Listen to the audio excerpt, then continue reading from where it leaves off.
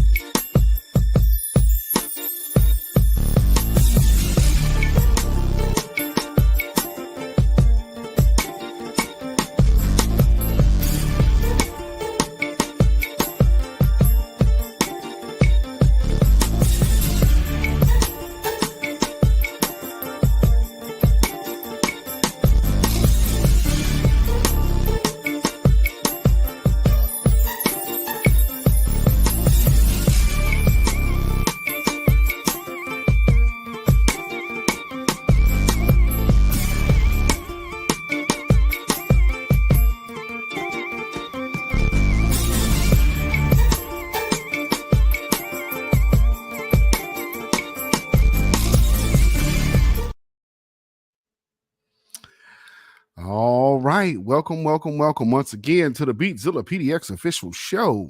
I am your host, beatzillapdx officially, and this is the midweek report. And we're just simply talking about a beer between pals. And this is the midweek report news break edition. As hopefully everybody is doing well. Kamala Harris has made her last-ditch effort with the backdrop of the White House and whatnot, and looking very, like we're trying to take it to the home stretch. And realistically, I think that by Tuesday, I don't think we're gonna immediately know like Wednesday night. So I think this one might be like a 2020. Don't quote me or mark my words on this, but I just have a feeling it might go a little distance. Hopefully we're not into the beginning of the year and still don't know who the doggone president is. So for those who remember how the election in November 2020 went, I'm sorry, 2000, not 2020, 2000, 20 years ago, 24 years ago. So that election, yep. That's how we really started getting acquainted with the electoral college as well. So yeah, a lot to be discussed on that front. But nonetheless, as you are coming in, please hit the like button, share this out on your social media. If you're watching on X, get over here to the Beatzilla PDX official YouTube channel and subscribe, because all the videos that air on this channel do not air on X. Only this and the weekly wrap up will be on X. Everything else will be on this channel. And as the members can tell you, they have seen some videos before you have seen them. So if you actually came over here and became a member, on top of subscribing, then you actually would have access to the stuff before it airs for everybody else. And so, like I said, the subscribe button, hit that notification bell, hit the word all. That way you'll be notified anytime this channel goes live or a video is uploaded or premieres. And with that being said, I want to show you a few things. And again, peace, power, blessings, and protection be upon each and every one of you. Thank you for tuning in. This is not going to be a long broadcast at all, because there will be shorter videos throughout the week on this channel going into this election, these last few days leading up to the election. If you have not already voted, now is your chance to probably drop in your vote. Might be too late to mail it in, depending on where you're at.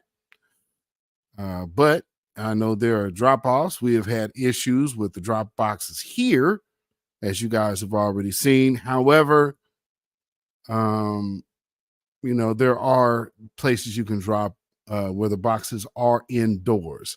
So there's that too.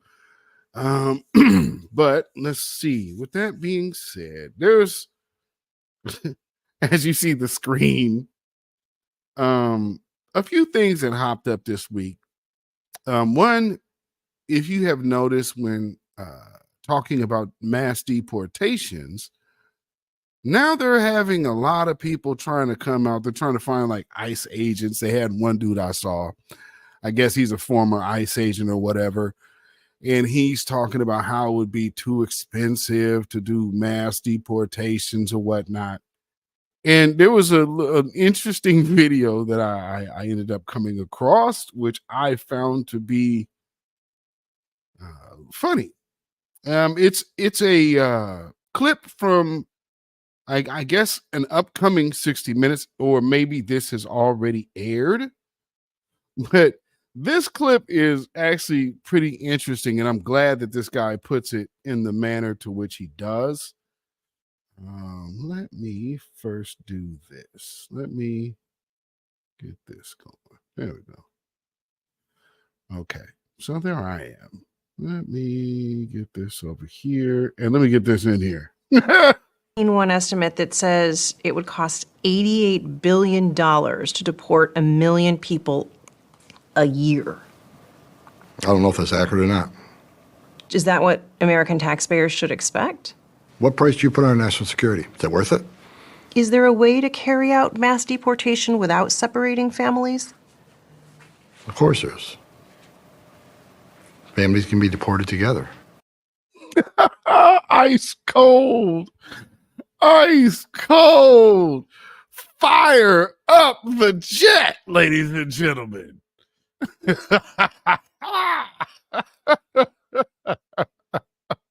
So before you worry about trying to tune up them heartstrings, oh, no. Don't worry about people. Oh, they'll be separated. Don't even worry your little head about that. That's not important at all. Matter of fact, what you should be concerned about is just knowing and have the comfort and joy that they'll be together. Now, so in that's one aspect of how they're all of a sudden trying to spin it, because they understand we most definitely want the mass deportations ASAP. And that is a winning strategy for Donald Trump right now. Mass deportations, promising mass deportations day one. That's killing the game right now. So Democrats said, let's take another run at men. This time, Let's go for the incel white man or non-black man. And I guess to say beta males and men with no swag. This might be you. Oh! Sorry, you can't do that. What the hell, man? How'd you get in here? I'm your Republican congressman. Now that we're in charge, we're banning porn nationwide. You can't tell me what to do. Get out of my bedroom, you creep! I won the last election, so it's my decision. I'm just gonna watch and make sure you don't finish illegally.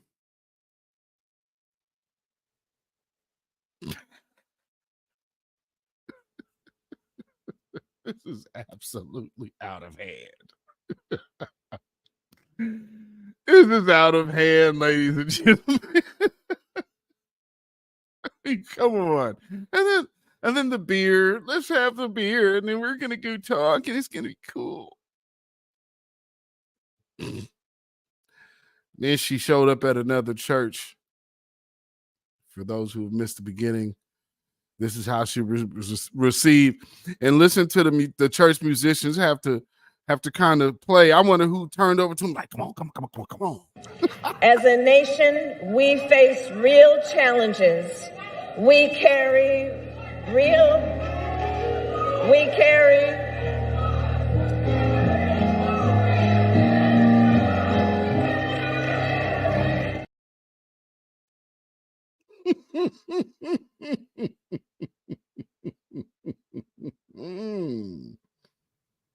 Ooh-wee.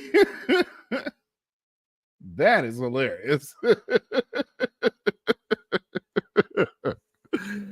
Oh man, you know, and again though, man, that's just kind of one of them things. You number one, you pissed off a lot of Christians. You pissed off the Catholics. You pissed off the Muslims. But you catered to the LGBTQ. And I don't think everybody remembers how Kamala Harris's campaign kicked off. She kicked her campaign off with RuPaul's Drag Race. That's literally how she announced her candidacy. So that's where she started, to show you where she was at. She didn't even start at an AKA function. She started at the drag show or whatever that his show is. That's where she was with RuPaul and his crew. That is how they started. So just notice how little you have seen of any of that. And they're doing a whole lot of women's rights, when just 2 years ago, you couldn't get them to define what a woman was. Down to Ketanji Brown Jackson, the one there right now. Man, like Ricky Smiley. Man, can you imagine? Man, it bring a tear to my eye right now. I'm just thinking about, man, it's a judge, a Delta 5 Delta and an AKA. I mean, this is Divine 9. It is something really special, you know. I mean, can you imagine Ketanji Brown Jackson swearing in Kamala Harris? I mean, come on, man. Come on. This is just, man, my people just make me sick sometimes. I don't know what's wrong with black people. You over here can't even argue, right? I mean, you all just turn around and start arguing over a bucket of chicken.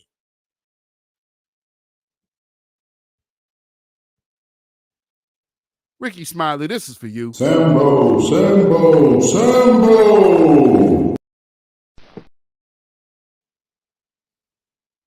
Bucket of chicken. Jive ass. Lord. And so recently, with the little escapades here, let me see. Let me get both of these in here. Can I do that? Let's see if that'll get those in here. We're gonna go have a bar, or go to the bar and have a beer. Have a beer between gal pals. Man, this is so cringy. And then she also went and ran into like a black barbershop. Oh, the black barbershop. Okay, so now we're gonna go talk to you, black men, because see, Roland Martin told me I needed to get around and being seen and photoed with a lot of black guys. So coming to the black barbershop really looks good. And then also the element of America that wants to have a beer with their president. So I got to go sit down with Gretchen Whitmer that did that real creepy TikTok video, like, you know, feeding somebody something looking like a Catholic sacrament, which just looked like sacrilege. So let me go sit down with her, of all people, representing, what is that, Minnesota, to where I've already pissed off all of those Muslims. Well, let's go have a beer. Here's to you, Muslims. What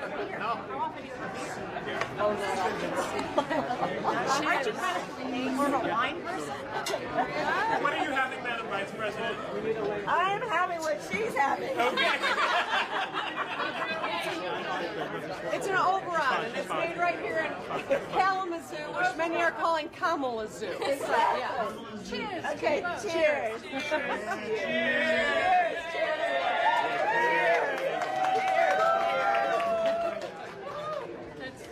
Great rally. Good.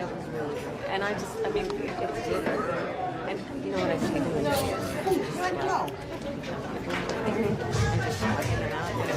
first time voter. And yeah.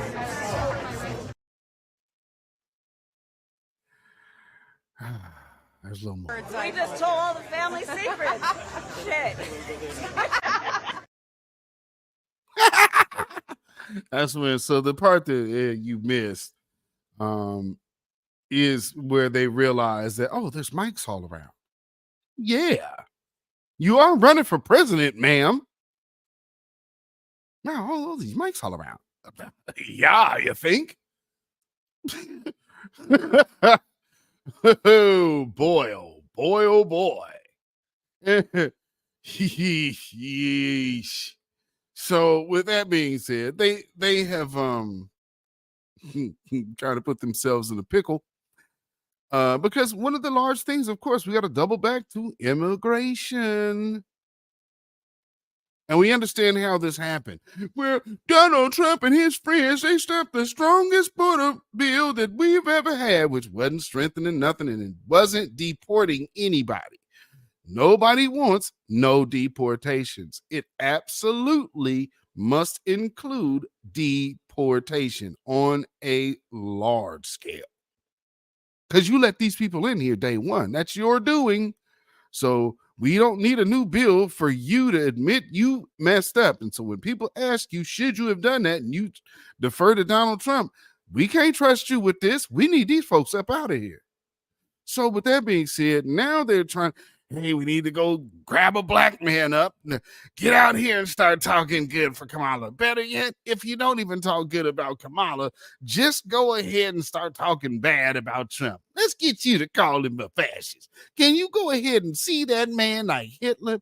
Why don't you go ahead and do that for us, brother? Come on now, you know you need to help a sister out. And I think Eric Adams is over there like, man, I'm tired of being y'all guinea pig for y'all little games, and then you'll hang me out to dry. And then as soon as I complain about y'all hanging me out to dry, next thing I know, I got charges from your DOJ.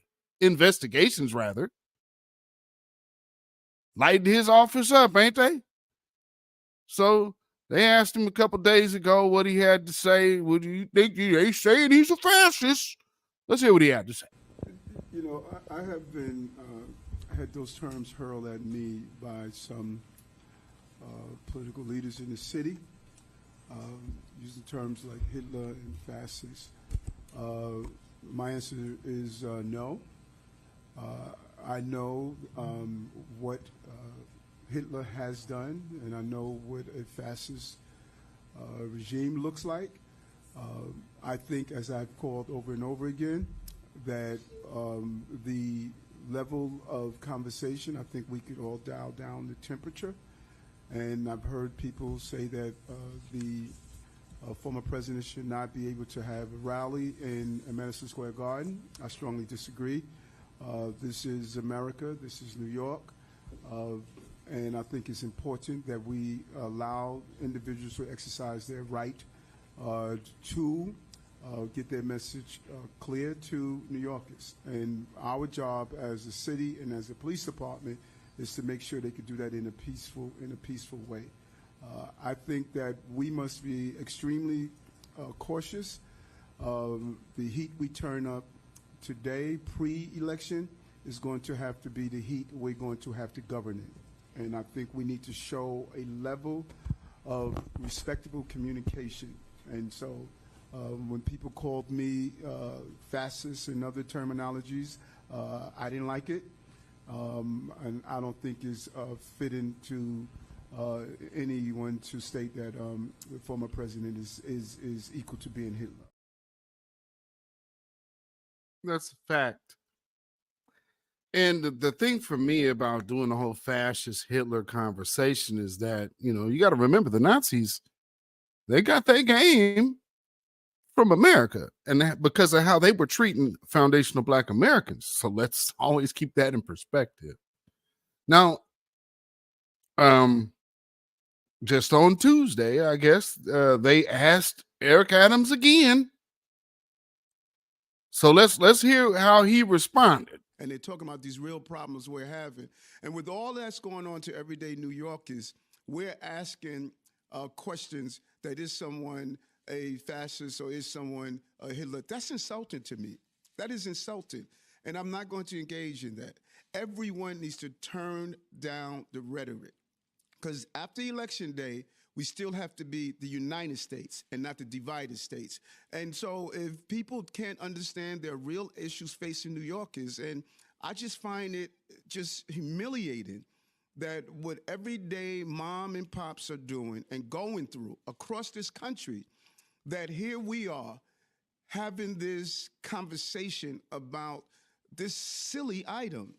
So I refuse to participate in that. I'm going to fight for New Yorkers like I've done for years, and whomever can understand that, they're not in the streets. When I'm at these town halls, talking to people there, they're not asking me these silly questions. We are in this bubble, and I know you guys really believe these stories you're writing. It gives you a lot of clicks. It's exciting and give you headlines. But this is not what New Yorkers and Americans are dealing with, folks. They are scared of their future. Someone needs to stand up and say, enough of this. Tone down the rhetoric, let people hear the facts, let them vote, and let's decide what the next 4 years are going to be for our city. And that's my position. I cannot make it any clearer. And I ain't mad at that position. That's a very solid position to have, brother. And I know certain people would probably jump out the window. Oh my God, what's wrong with you, man? You gotta be there. No. Just like with the owners of what is Jeff Bezos of Washington Times, and these publications, they don't have to endorse anybody if they don't want to. At the end of the day, their business still goes on, regardless of who wins. And down the road, you'll be in and out of office, and they still have to handle business. Some people can't sustain a stain taking one side or another, because that's a position that they don't have to take. Why would they do it? Some may elect to do so, but in this climate, they're electing not. And I don't see any problem with it. Calling people cowards because they sat on the sidelines and said, we're not endorsing anyone. They're not cowards. Your candidates have not presented what they need.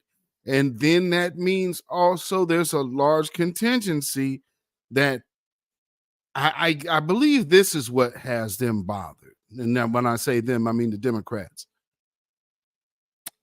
You can clearly see that the vibe is different and the energy is different, but people are coming out in early voting, and Republicans are early voting. So that says a lot, that a lot has changed. And then that middle, like moderate Democrat, if y'all don't think that they gonna vote for Donald Trump, y'all out y'all mind. No, middle America, that's Trump. Even if they're registered Democrats, they aren't going to vote for Donald Trump. You just better understand how this works. And they don't trust her. And that's all they ever needed. Then for what she did, blow off the Catholic dinner, and then the things she's doing at the church. There's a huge part of America that she doesn't have. Not only that, she kicks out Christians from her rally saying Jesus is Lord in the Bible Belt. And then you have these pundits that this is why mainstream media, this is why you need foundational Black Americans on your staff, because all of these tethers do not understand the implications of things like we do. And because we understand them the way we do, bam, man, you guys just be lost. Just about as lost as this. You know that Donald Trump has disavowed Project 2025. He says that is not his campaign plan. As you know, I am a former prosecutor. His DNA is all over it. All over it.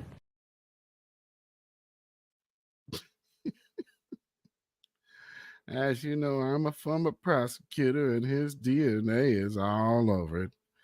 All over it. I guess, she kind of would be one of those people who understands about DNA being all over and stuff, Sources say.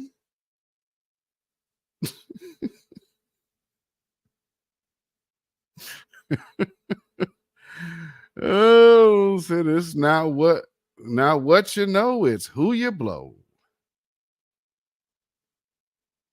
We have interesting lifestyle choices out here, and we understand the type of people she runs with. Like I said, she started off her career, her campaign with RuPaul. That's where she began her campaign. So, there's that. Oh, and here's her in the threesome with Montel Williams.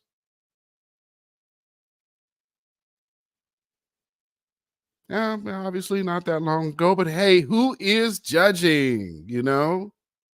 Girl, do your thing, because you found Doug and you was like, now that we found love, what are we gonna do? If y'all believe that. About to get my political career cracking, y'all. Yeah. So anyway, I need to find this video. Okay, here we go. So this is going to be probably the last video I need to play this evening. Like I said, this is not going to be a long broadcast, but Kamala Harris, she has to hit up Black guys again. And so she recently made a stop at a Black barbershop. Let's chime in, shall we? It's a little private, but we okay, I'm just saying we got you in here today. But no, before you just talking, all the brothers were just sharing their experiences of who they are. So I just wanted them to kind of start off, and Shakur over here is a dean of students, and he works with our young people every day. He's telling me about how he got an education. So you want to go ahead and tell the vice president? Well, my name is Shakur Woodson. I'm 30 years old. I'm from Philly, born and raised, Uptown to be exact. I've been in education for 10 years. I started off as a teacher's assistant in a school in North Philly. After the school lost their charter, I've been trying to figure out where I'm going to go if education was still for me. Then I started to work in Camden, New Jersey at a KIPP middle school. Oh, you're teaching at KIPP? I was. I was there for 6 years, and then I came back over to Philly because I felt like it was time for me to lay some roots down in my own city. I've been giving a lot of energy and time to others, another state and other kids. But I think it's time now for me to give my kids my energy and my all. And I've been in Philly for it's not a bad idea. Sadly, only 1% of teachers in public schools are Black men. Yeah, for sure. 1%. It's a little bit less, actually. And the statistics are if a black child has a black teacher by the end of third grade, they're like 13% more likely to succeed. to go to college even. You know, with the talk of Project 2025 over and over and over and over and over, it seems to me that one of the sticking points, especially in this particular situation, when you're talking about doing away with the Department of Education, it seems like there should be some plans to combat that idea or that notion. Not only that, though, but some plans in policies to perhaps get more diversity into teaching. And so what that would also require is making sure that teachers are getting paid a sufficient wage, and that the people who are teaching are also reflecting the students that they're teaching. That would be something that would most definitely be an important thing, because you have a school in a black neighborhood where none of the teachers look like the kids. Now, how is that helping them children out in the long run? Let's hear some more. If they have had 2 black teachers by the end of third grade, something like 30% more likely. Wow. And you know, part of actually my focus and agenda is what we've got to do to create incentives, which really are not necessarily incentives in terms of the will, but also we don't pay teachers enough. I was going to say. Loan debt is an issue, you know, and thinking about how we create incentives to actually recruit and retain more black men as teachers, because we know the benefit to overall society, and in particular to our children. You know, it's interesting you say that, Vice President. Interesting. Literally, we were talking. I'm a former school teacher as well. I taught middle school social studies. Oh, bless you. You know what? People always say, "Can I tell you, I love middle school. I love school." The people talk about the little kids. That Wow. I was a fourth But grade it's just teacher. an awkward stage for them, really, I guess, not for us. It was fun. Now, I was younger then, Yeah. so it was like Yeah, more teaching. energy? Yeah, Uh-huh. now I don't know if I can do it. But we were talking about this representation and why it matters. That's And Nehemiah is in a TV, film, and movie, and you know he was telling us one of the reasons why he wanted to get involved is because he wanted to see more representation of himself. Yeah, Mhm. So, that's right. So Nehemiah, you know, finish telling me what you were talking about earlier. Yeah, we were talking about how I've been making up stories my entire life and how I wanted to put that on the screen. And you see these superheroes, you see these action heroes, none of them look like you. So I started writing my own stuff, and I'm still doing it. I'm not as established as these guys, but I'm going to be where they are, trying to be a little bit more of a person myself. But the impact that good representation, cool representation, being able to see yourself as a heroic figure. Okay. See, and this right here, I wasn't gonna call this staged. I wasn't gonna call it staged.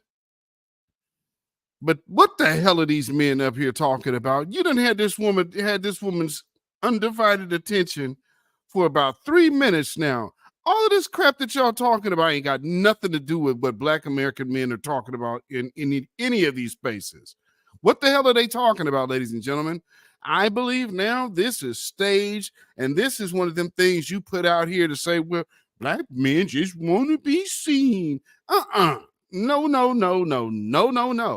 I mean, because let's keep it a buck. If Black men just want to be seen, well, then, you know, we don't do threesomes. So obviously there's a little more, it's a little more involved than that, isn't it? Black men just want to be seen. No, buddy, let's not start doing that. I even mentioned Spider-Man because I feel like everybody likes Spider-Man. Taking off the mask to be able to see yourself. Wow. That's like mine. Oh, really? Tell me the characters you're writing. So right now we are doing this kind of death of a cowboy type thing. Death is kind of going through a midlife crisis. We're trying to hit through issues that people have in real life. Everybody feels lonely. Everybody feels like just things aren't going your way. And when you look around the way that society is being constructed, the way that it's just everything is so against you. No matter who you are, you're going to have to hit the same roadblocks in life. And we want to make. What is he talking about? The hell is this all lives matter type of lingo he doing? And, you know, all of these. What is he talking about? Okay, and now we're over 4 minutes in. Where are the black male issues? Where are the issues that Black America is actually talking about? Where is it? Make so that everybody feels connected in that, because you can relate to that deep feeling regardless of who you are, of in that isolation. So Come do on. that, do it in a comedic way, reach out. But it's just, I feel like my main thing is just make something cool and then people will come see it. And that's really what we've been focusing on. I've been traveling from Philly to New York to Atlanta, just trying to get my footing. And All of this, we're not really talking about this. Get on, let's see. So you know what I'm talking about. It comes in with everything, and it makes it so that they already say that you can't do these things unless you have a college education. They say that you can do other things, but we know that's not true. I can go on an Indeed, I can go to any job site, they're asking for 16 years of experience. And that's just not something someone out of the gate's going to have. I want it so that younger filmmakers, dreamers, people that want to put stuff on the screen, they don't have the same roadblocks that I had, that they had to take out a loan, go to these loan sharks. Obviously, student loan. It's very interesting that, okay, you're in a barber shop, right? So far, this guy is an educator. The other guy over there is an educator. And then the guy talking right now is a filmmaker. But where's the barbers? Where are the barbers?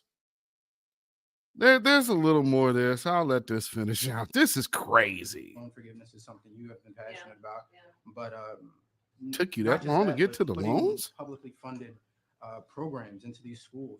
One of the things about, like, even in Europe, they have publicly funded theater programs, publicly funded stuff where you can reach out and get invested. And public funding in the arts is a huge issue. And to your point, even if the child does not, if that's not their passion or if their road, just bringing art to our kids allows them to. This is outrageous, family. Yeah, I'm done with that. I'm done with that. Golly, what a waste. And how insulting. How insulting.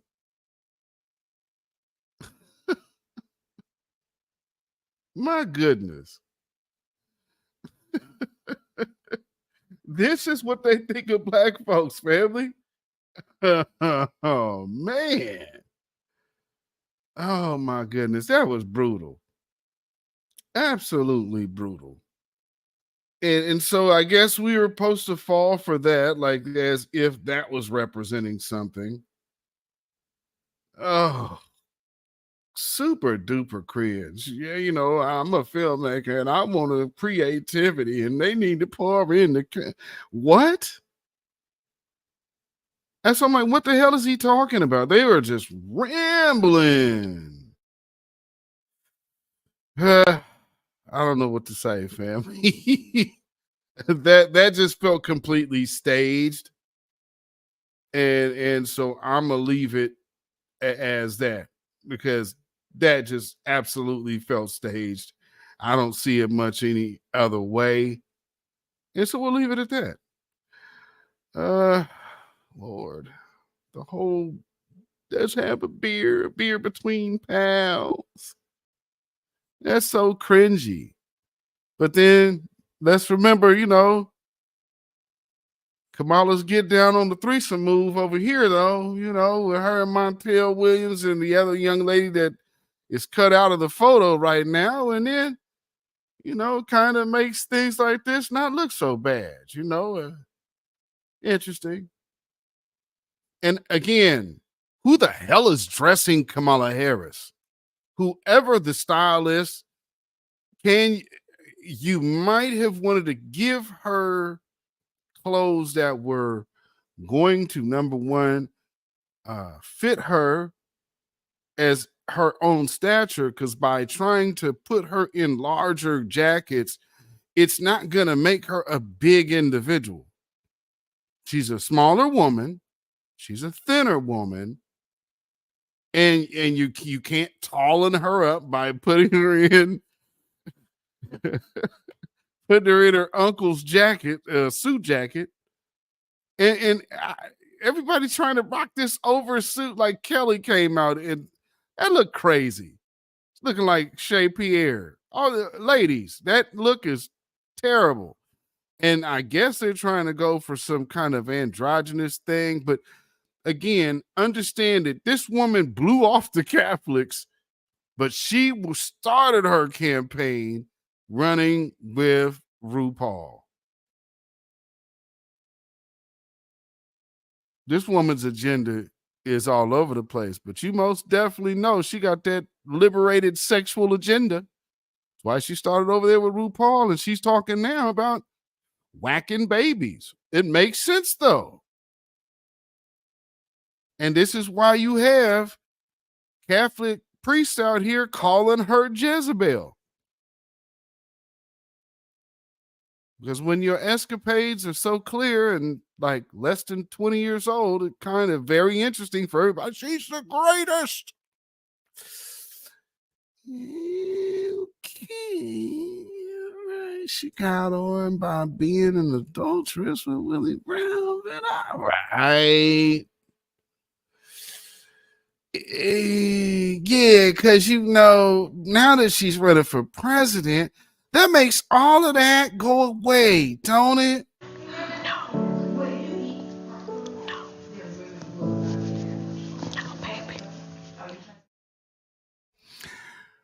Ooh, I guess I was confused then.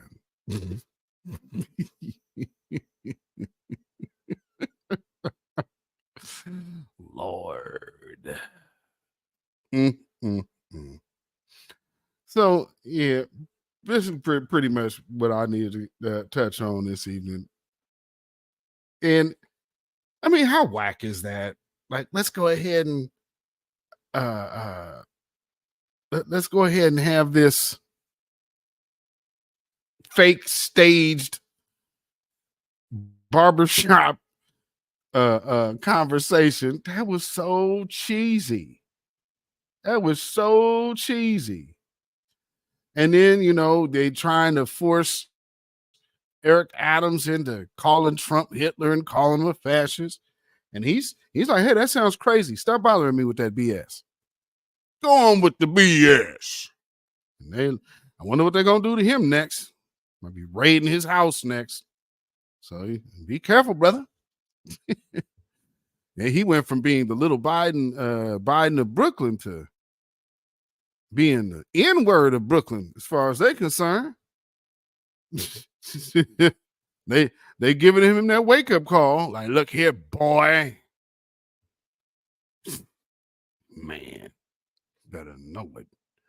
So as I'm getting this last little clip in here, it's interesting. Usually they like when celebrities come out and roll out, they like, oh man, now it's so great. Not this go around. I don't know what has happened, but maybe some of the beehive luster has went away. Because the effect is most definitely different these days. Very much so. Like this lady right here. This message is for Beyonce. Beyonce, we don't give a damn about you. We don't give a damn about how many speeches you read from a teleprompter, how many rituals you do, or what kind of voodoo you do. Texas will forever be a red state. It will forever be a red state and will always be a red state. I don't give a fuck what you do. And for you to come out here and try to finesse the black vote for a politician who don't even have no plans for your community goes to show us how much you care about your own people. What you need to be worried about is P. Diddy. What you need to be worried about is Jeff Epstein. What you need to be worried about is Jaguar Wright. What you need to be worried about is Aaliyah. What you need to be worried about is God. And you need to repent and not worry about where our vote is going. We don't care about you, Beyonce. Bye, Beyonce. Because you got God's answer too, not us.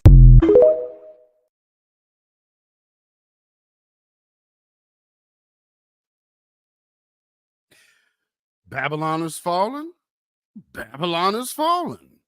Let it fall and let us rise. Can you dig it? Ooh-wee.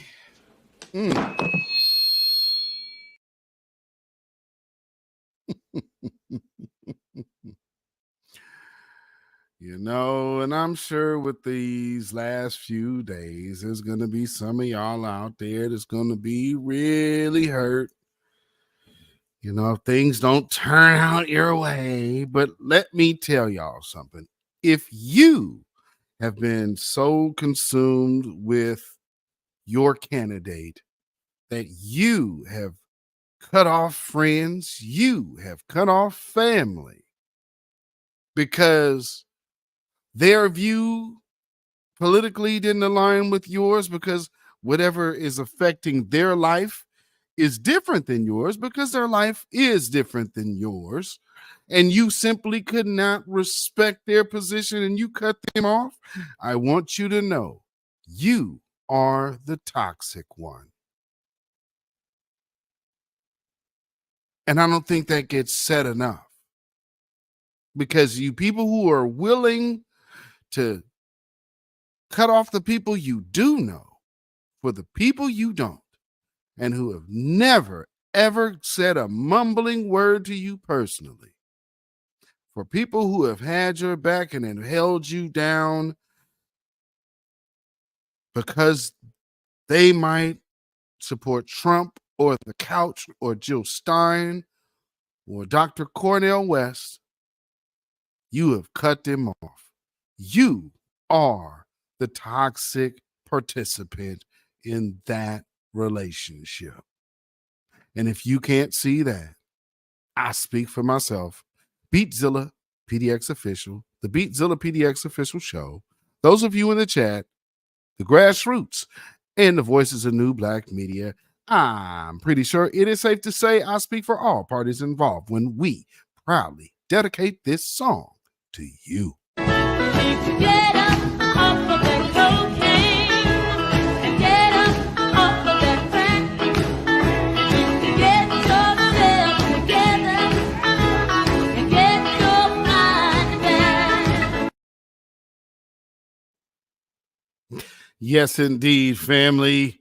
Again, thank y'all for tuning in. Be sure to hit that thumbs up button. Subscribe, hit that notification bell, hit the word all. If you're watching on X, get on over here to the Beatzilla PDX official YouTube channel and subscribe. And also remember, hashtag hands off our reparations. You have no rights here. We're not under the empire.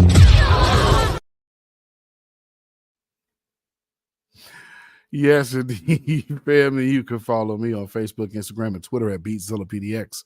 You can email me at ourrealtruth@gmail.com. And if you feel so inclined to put some money in the bucket by way of donation, you can do so at CashApp $beatzillapdx.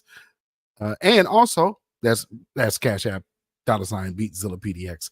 And we also have PayPal, which is Zilla Muzak. That is ZILLAMUZAK at PayPal. With that being said, I once again thank all of y'all for tuning in. Shout out to the members, shout out to the replay gang, and to the new subscribers. Welcome. So with that being said, until next time, ladies and gentlemen, we're going to watch how the crash outs keep coming. So stay tuned. Make sure your notifications are on, because there are videos coming your way. So with that, stay black, stay vigilant, stay alive. Black first, black first, black first. Shalom, y'all. When you know who Satan is, Yes, sir.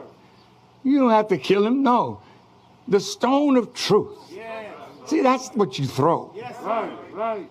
Allah says, had we wished to take a pastime from before, surely we would have done it. Nay, we cast truth at falsehood till we knock out its brains. Every one of you that knows the truth, stand up and tell it from the mountaintop. Black people can't take it no more. So wherever you are on the job, in the factory, I don't care where you are.